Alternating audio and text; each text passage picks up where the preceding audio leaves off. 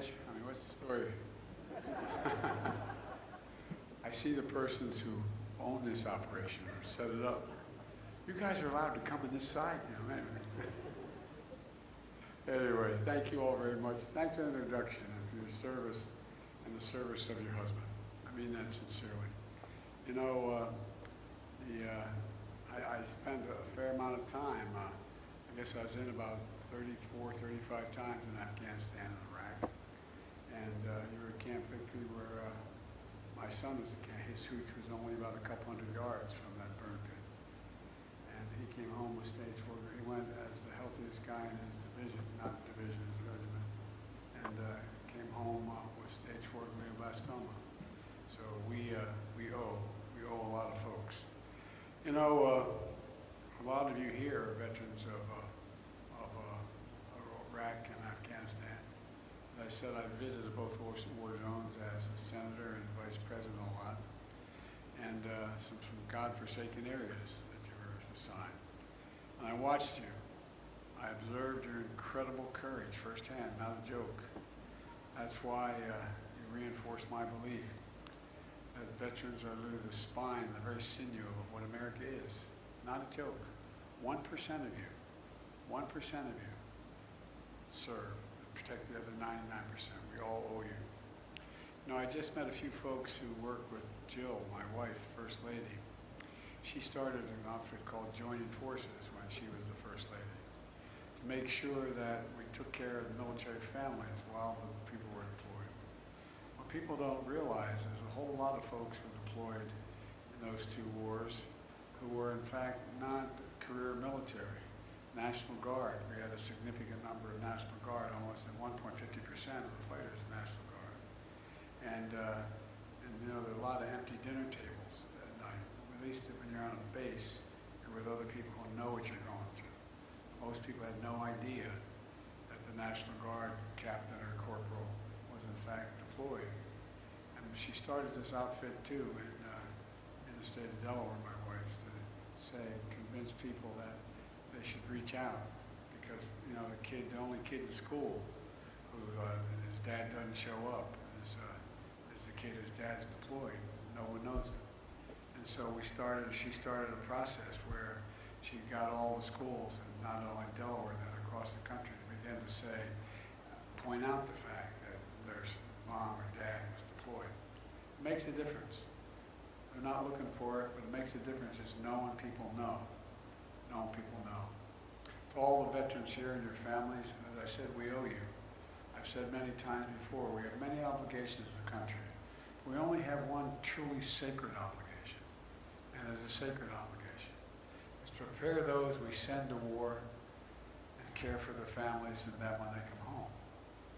That's a sacred, we have a lot of obligations, but that's a truly sacred obligation that crosses party lines, crosses ideology, crosses everything. And you know, and that's what today's about. It's good to be here in San Diego County with Mayor Gloria and the County Chair Fletcher, and Congressman Scott Peters is a good friend, a great partner of my administration, especially helping reduce the cost of drugs as well as taking care of vets. Scott, your district is lucky to have you. And I want to thank Congressman Mike Levin. Stand up, Scott. Thank you.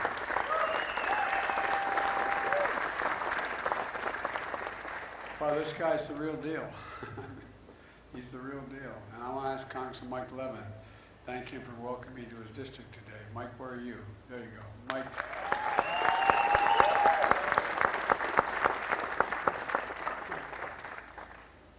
Mike and I have a lot in common. We both were married way above our station. Mike's hell of a guy, a champion for his constituents, especially veterans who live here, not far from Pendleton, across the street, figuratively speaking. You know, and that's why in my State of the Union address I said that I laid out what I called a unity agenda, an agenda that everybody could agree on, 4 big things. I laid a lot more, but 4 big things. 1, deal with the opioid crisis. 2, the mental health crisis, the consequence of what COVID has inflicted on an awful lot of folks around the country. Deal with cancer, because we can beat cancer. We're now going to invest in billions to deal with that. And supporting our veterans. And He's also vice chair of the House Veterans Affairs Committee.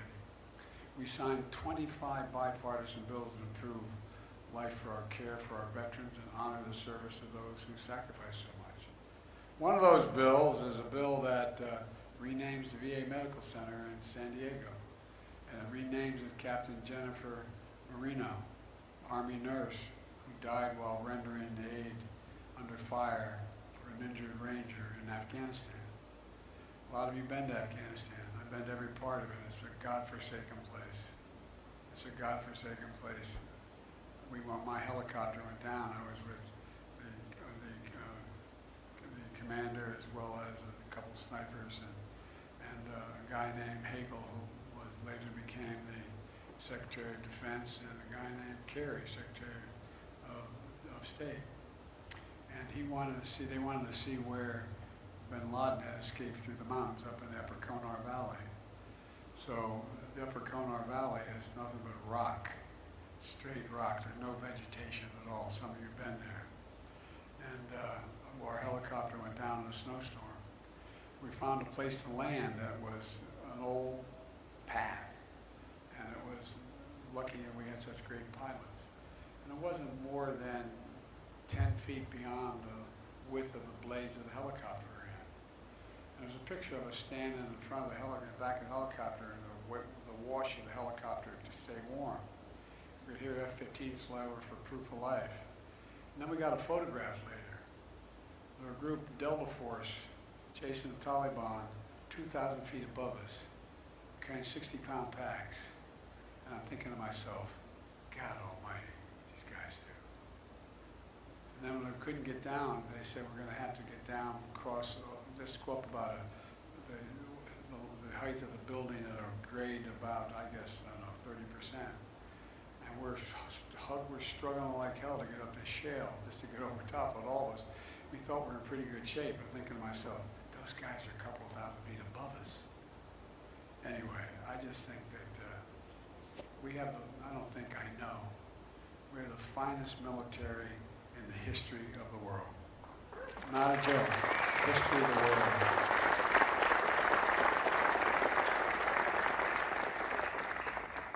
Both my fellows helped me pass the thing called the Bipartisan PACT Act, the most significant law in decades to help millions of veterans who are exposed during the military service to toxic substances, like from burn pits, the size of football fields, 8, 10 feet deep. Just an incredible place where they incinerated waste of war tires, poisonous chemicals, jet fuel, and so much more. We found out, just like if those folks, those firemen after 9/11, fighting that blaze, that toxic smoke caused a lot of deaths, caused a lot of cancer, caused a lot of problems. So when they came home, many of the fittest and best trained warriors were not the same. They came home with headaches, numbness, dizziness, cancer. The PACT Act empowers the Department of Veterans Affairs to determine more quickly if a veteran's illness is related to toxic exposure.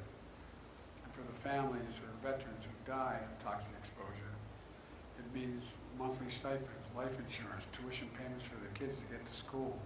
It's the least we can do for them. The least we can do for them. Folks,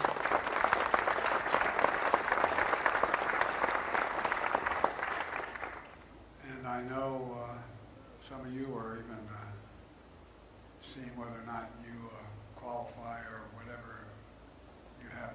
Anyway, I won't go into it, but it's tough stuff, but we have an obligation. And the way the American Rescue Plan that I signed with Mike's help invested $17 billion in the VA, Veterans Affairs, mental health and suicide prevention. As a lot of the veterans here know, more vets are dying on a daily basis, monthly basis from suicide than in war. More are dying of PSD than in war. It was averaging 21 a month. And guess what? Even though some of you are vets know, you have a family member call and say, you got to come in, he needs help, he needs help. And I said, we can't do it right away. Can you come in 3 days? That ends. That ends. You've got to be seen immediately, because it's literally life and death for an awful lot of folks. Folks, the reason we're here today is because of another law that I signed with Mike's help. And it matters for our economy and national security of our veterans. It's called the CHIPS and Science Act. It's a groundbreaking law that's going to build the future here in America. Here in America. I'm here at Viasat today because when it comes to supporting veterans and winning the economic competition of the 21st century, this is the outfit you want to be with. You've been wonderful on both counts.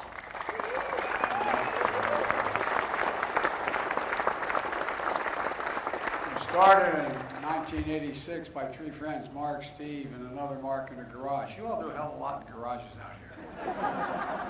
You know what I mean? That's amazing. I don't know. Everything starts in a garage. That's why I wanted to move to San Diego, buy a garage. But literally, it started. Now it's a multi-billion-dollar company with thousands of employees, and over 700 of those employees are veterans. This company's been really reorganized nationally recognized by the Department of Labor as a leading workforce place for veterans. Look, they're building satellites, communication network, powering everything from high-speed internet for homes and businesses to in-flight movies and commercial airlines and airplanes. A system that tracks cargo in real time, trucks at sea and ports, and you also equip plane I fly in, Air Force One.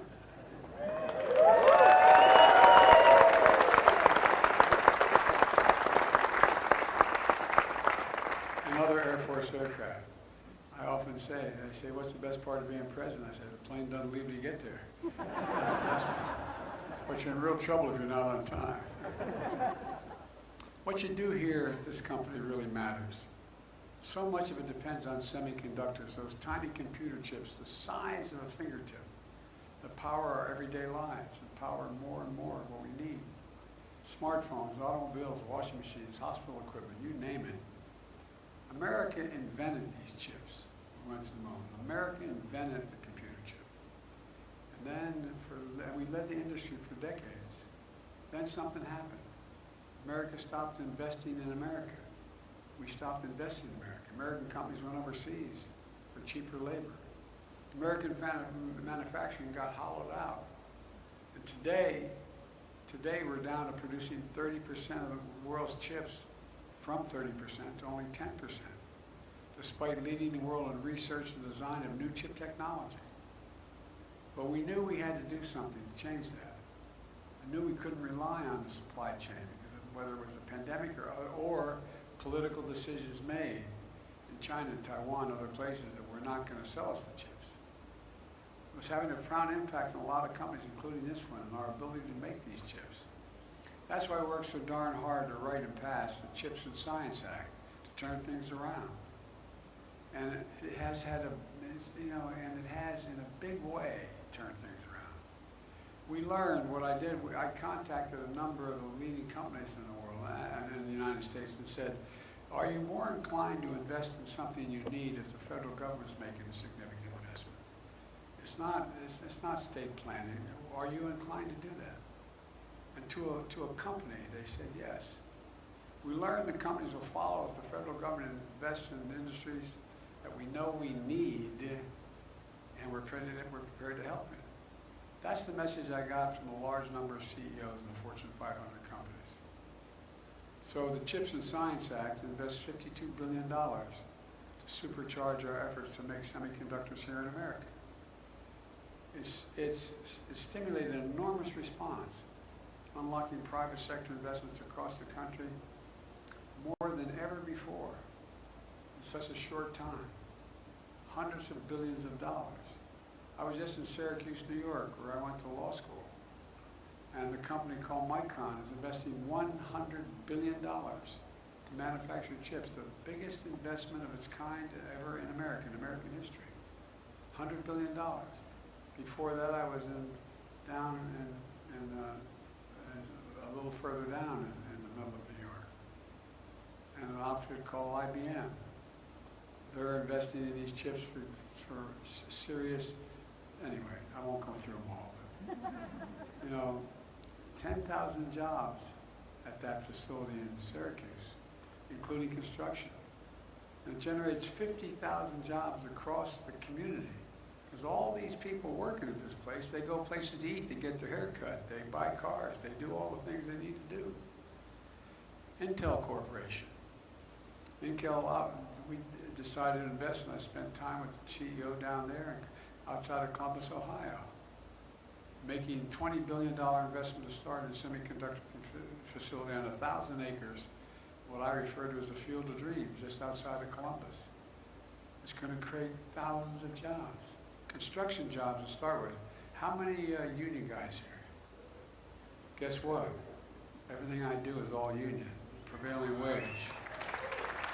Because it generates a lot of activity as well. You go down the line, IBM, SK Corporation, other companies, even foreign companies are investing tens of billions of dollars, making us once again the hub of advanced manufacturing. And where is it written that America can't be the leading country in the world for manufacturing? What the hell happened to us? Well, now, just since I've been president, we've created 700,000 new manufacturing jobs thanks to those two congressmen. Not a joke. The fastest rate in 40 years. And here's the big difference. Instead of us sending jobs overseas because the labor's cheaper and buying the product at home from there, we're sending American products overseas, and they're buying them. That's why our trade deficit is so enormous. We're making enormous progress. We are once again supplying the world the things they need. That's why the economy is changing. The focus on each of these investments is what Mike is really focused on in training workers, hiring veterans, jobs, pays, prevailing wage, union jobs, good paying jobs that don't require a college degree. Intel says their average pay for running their factories, and they're employing thousands of people. The average salary we don't need a college degree for is $124,000. $124,000. And look, and we saw it during the pandemic. When factories that make these chips shut down, the global economy comes to a halt, driving up the cost for everyone and families. As a matter of fact, 1/3 of the core inflation due to last year, 1/3 of it was because of the price of automobiles. Why? They couldn't get computer chips. They had to shut down their lines, fewer cars being made, prices went up because they're in short supply because of computer chips. That's the reason. Well, that's all changed now. I know it's like standing here with this great corporation, it's like preaching to the choir. Folks here know this more than anybody else. We need these chips to build most everything that it makes right here. Instead of relying on chips made overseas, it could be delayed because of a pandemic or some global disruption. Now they're going to be able to have those chips available on the spot. It's a game changer. Thanks to this law, this company hopes to significantly grow its global business and hire more workers in the next 5 years. And here's another thing. This is also a national security issue. A national security issue. Earlier this year, I went down to the Lockheed factory in Alabama, where they make Javelin missiles. Guess what? We were having trouble. We were having trouble supplying the Javelin missiles to Ukraine because they didn't have the chips. They didn't have the computer chips to help defend themselves against Putin's brutal and unprovoked war. We were sending these guys these javelins. We need semiconductors, not only for those javelins, but also for other weapon systems that exist today as well as in the future. One of the reasons why Russia's having a hard time, I'm not going to go into it, it'll take too much time, we're having a hard time supplying their military, is we've been not ineffective in making sure they have difficulty getting what they need to build theirs. The United States has to lead the world in the production of these advanced chips. This law is exactly that. And the law is about science as well. You know, decades ago, in the United States of America, we used to invest in ourselves. America invested 2% of its GDP, 2% of its GDP in pure research and science. Well, over the years, we walked away from that. we invest less than 0.7% of our GDP in science and research and development. Those 2% was pure investment in research and development. We used to rank #1 in the world in research and development. Now we rank number 9 when I came to office. And China a decade ago was number 8. Now they're number 2 in the world. Number 2 in the world. Does anybody here think that the future doesn't rest in major breakthroughs in technology and science? And other countries are closing in fast. Well, the CHIPS and Science Act sets us on a path to move up again, to boost research and development funding back up closer to 1% quickly, fastest rate in any single year in 70 years. But there's another law that we've got that really matters because of both these guys that helped me get done. We finally decided we're going to move up from being ranked number 13 in the world in infrastructure. The United States, 13 in the world, to back to number 1. Ask any business leader, and many of you in this audience, what's the one most important factor considering where you're going to decide to invest and locate your factory? Well, it's whether you have the means to transport products around the world quickly, safely, and well. It's whether the employees have safe and thriving living places to live. With Mike's help, I signed the law of the bipartisan infrastructure bill, the most significant investment in our nation's infrastructure since Eisenhower's interstate highway system, literally. It's a lot of money. $1.2 trillion, a lot of money. I also want to thank Scott. He was a prime mover as well. For example, I know a thing or two about rail corridors.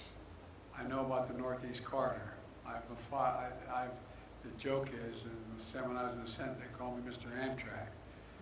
I commuted 250 miles a day for 58 miles a day for 36 years because my wife and daughter were killed when I first got elected, and I started going home because I had the family help take care of my kids and never stop. So I know a lot about corridors. I know a lot about their impact on things, the Northeast Corridor. Because of the billions for rail in this new law, because of Mike and Scott's leadership, we're going to make sure the second busiest rail corridor in America, connecting San Diego and Los Angeles, is going to be open and running for a long time. We have the money to get it done. We have the knowledge to get it done. Look, folks, I came here because it's an example of one of the bright spots we're seeing across the country, where America is reasserting itself, as simple as that. 10 million new jobs in 20 months. This morning I learned that we added another 261,000 jobs this month.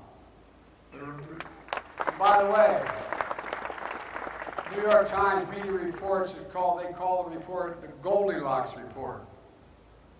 I have my shotgun waiting for the wolf. Look, unemployment's not it went up 0.2%, so 3.7% among the lowest in 50 years. Unemployment among veterans is historically low. Putin's invasion of Ukraine sent gas prices soaring around the world. Because of actions we've taken dealing with the petroleum reserve and other things, prices are coming down here at home. They're now down $1.22 since their peak this summer. Folks, our economy continues to grow and add jobs even as gas prices continue to come down. We got a lot more to do. But we also know folks are still struggling with inflation. It's our #1 priority. That's why, with Mike's help and Scott's help, I signed the Inflation Reduction Act to bring down the cost of everyday things that we talk about around the kitchen table. My dad used to say everybody needs just a little breathing room. I come from a family like many of you do, a good family, middle-class family. We weren't poor. My dad, we lived in a 3-bedroom split-level home in a development, 4 kids and a grandpa. And thin walls for my grandparents, my parents, but all kidding aside, everything that happened, was at the kitchen table. When the price of gas went up, we talked about it. It was a problem. It was a decision. But it's all, what are the bills people have to pay every month, a lot of people? Well, guess what? Every month, a lot of people have prescription bills they have to pay on a regular basis. Every month they have health care premiums, energy costs, cost of heating their homes. And how much of that is critical to working and middle-class families? What can you do about it? Well, I'm working like hell to deal with energy prices. I'm going to have a little, as I say, come to the Lord talk with the oil companies pretty soon. But here's the deal. Take prescription drugs. We pay the highest price for prescription drugs of anywhere in the world. The same exact drug, made by the same exact company. That drug sold in San Diego and that drug sold in Paris is considerably cheaper buying it in Paris. Same company, same drug, same everything. We decided, I've been trying to do it for a long time when I was a senator and vice president, take on big pharma. We're trying to do it for a long time. But this time, we beat them. The law gives Medicare the power now to negotiate lower prescription drug costs, just like it's given VA. The only outfit that couldn't negotiate prices was Medicare. Medicare does that. VA negotiates what they'll pay for a certain drug. We're also capping seniors' out-of-pocket costs for prescription drugs beginning January 1st at a maximum of $2,000 a year. Even if they're paying $10,000, $12,000 for a cancer drug, they will not have to pay more than $2,000 a year, period, for their drug. It's a life-changing event for many seniors. By the way, the other thing is that Big Pharma continues to raise the price of their products above the cost of inflation without making a significant change in their product. Guess what? They're now going to have to write a check to Medicare to cover the difference between what they charge and the price of inflation. Folks, you know, by the way, last year they raised the price of 1,200 everyday drugs you all take. 1,200 particular drugs. Faster than the rate of inflation and faster than any time in history. Beginning in January, that stops. We're capping the cost of insulin. Many of you know people who are dealing with insulin for diabetes. They pay somewhere between $400 and $700 a month. You know how much it costs to make it? I spoke to the guy who invented the insulin. He said he didn't patent it because he wanted it available for everybody. It cost $10. T-E-N, 10. Counting packaging, 15 bucks. So guess what? We capped the price at $35 instead of $400 because people are going to be able to take it. And I'll bet you know somebody. I was in Virginia doing a town hall. A woman stood up and she almost started to cry and miss. She said, I have 2 children. Both have type 1 diabetes. We have to split the insulin. I can't afford it. I can't afford the insulin. Capping the cost of insulin, as I said, for seniors in Medicare at $35 a month to deal with their diabetes instead of that $400 like so many are now paying. In addition, we're making the biggest investment ever to deal with the climate crisis. I know you all know there's no climate problem. I know you know that. That's why I spent a lot of time in Arizona, New Mexico, California, all through, flew up and down the state with your governor and those wildfires. I know they just happen. Come on. We finally got to the point where no one's denying that we have a climate problem. I was able to get not all I needed, but $369 billion put in that bill.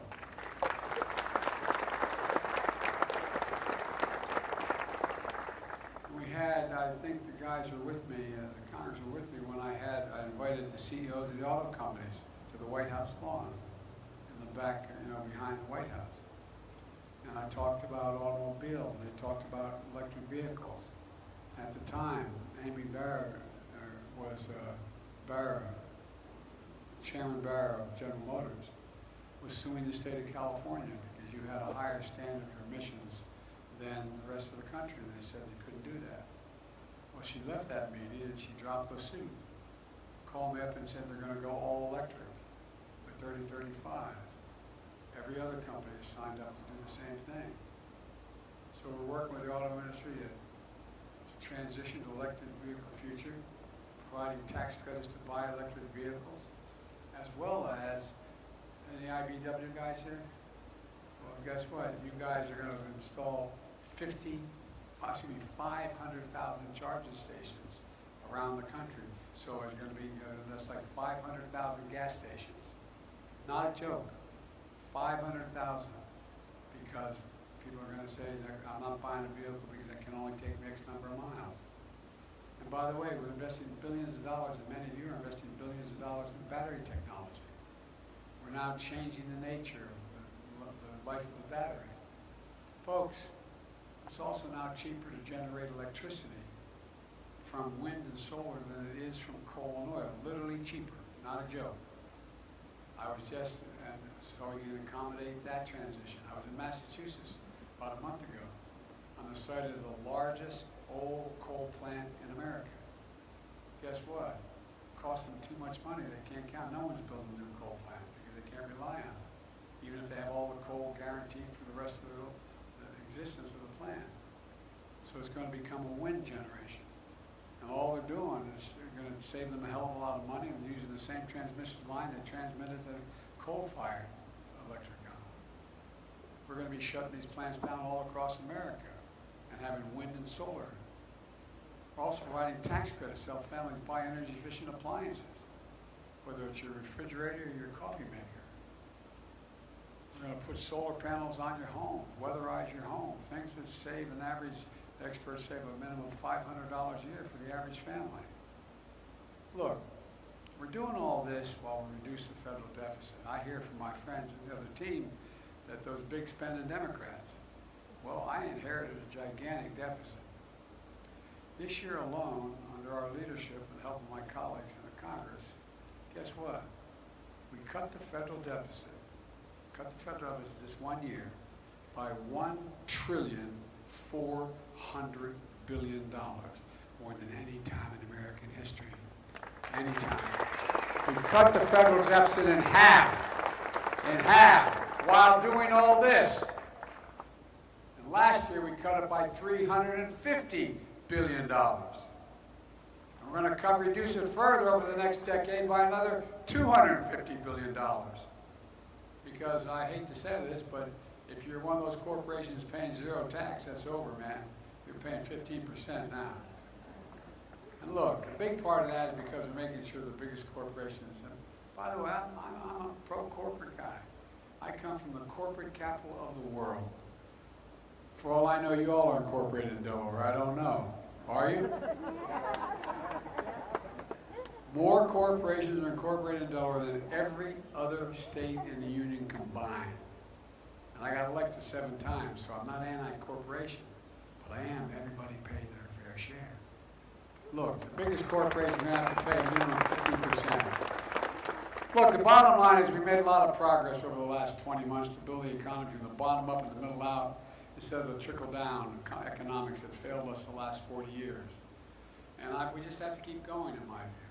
To bring down inflation while we keep the market strong, to help investing in ourselves. As president, I will not accept the argument that says that our problem is that too many Americans are finding good jobs. My father came down from heaven and strangled me. Or that too many working people finally have dignity in the working place. Or that our largest, most profitable corporations shouldn't have to pay their fair share in taxes. I'm going to continue to work for economy and build from the bottom up and the middle out. Let me close with this. I know it's been a rough 4 or 5 years for an awful lot of people in the country. So many small businesses went out of business. So much has happened. Many folks are still struggling. But like I said, there are bright spots where America's reasserting itself. Look around at all of you and our nation veterans. I've never been more optimistic about our future. With the young people in this country, from 18 to 30, we're the best educated, least prejudiced, most engaged generation in the history of America. Look, our best days are ahead of us. They're not behind us. We just remember who in the hell we are. We're the United States of America. There's nothing, I mean it, there's nothing beyond our capacity, nothing beyond our capacity if we work together. We're the only nation in the world that's come out of every crisis stronger than when we went in, and we're going to do it again. So But God bless you all. May God protect our troops. Thank you. Thank you. Thank you.